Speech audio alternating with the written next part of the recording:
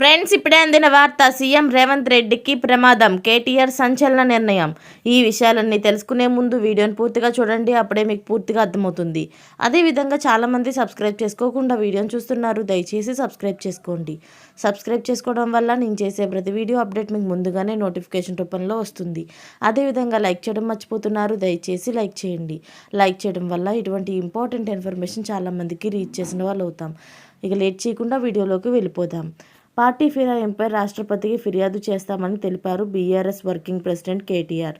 మాజీ మంత్రి హరీష్ రావు, ఎంపీ సురేష్ రెడ్డి, దేవకొండ దామోదర్ రావు, వద్దిరాజు రవిచంద్రతో కలిసి కేటీఆర్ ఢిల్లీలో మీడియాతో మాట్లాడారు. యాంటీ డిఫెక్షన్ లా తీసుకొచ్చింది కాంగ్రెస్ పార్టీనే అన్నారు. ఇప్పుడు వలసలను ప్రోత్సహించేది కూడా కాంగ్రెస్ పార్టీనే. 100 రోజుల్లో 6 గ్యారంటీలు అమలు చేస్తామని రాష్ట్రంలో కాంగ్రెస్ అధికారంలోకి వచ్చింది. అధికారంలోకి వచ్చిన 2 సంవత్సరాల్లో 2 లక్షల ప్రభుత్వ ఉద్యోగాలు ఇస్తామని చెప్పారన్నారు. అలాగే డిసెంబర్ 9న రుణమాఫీ చేస్తామని చెప్పారు. ఇప్పటి వరకు ఒక్క హామీ కూడా నెరవేరలేదు అన్నారు.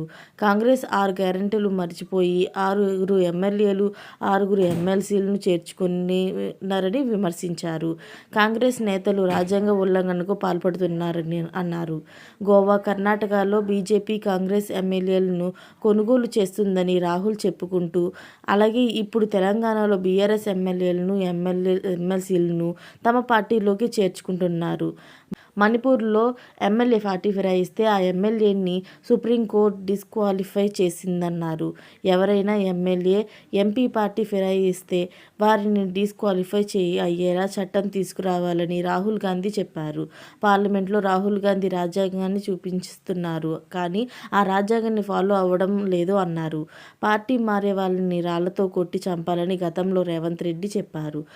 తెలంగాణలో ఎమ్మెల్యేలను ఎన్ని కోట్లు ఇచ్చి కొనుగోలు చేస్తున్నారు అని ప్రశ్నించారు.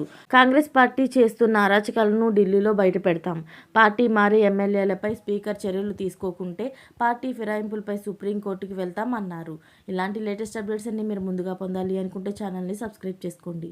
అలాగే పక్కనే ఉన్న గంట సింబల్ని క్లిక్ చేయడం మర్చిపోకండి. Thanks for watching friends.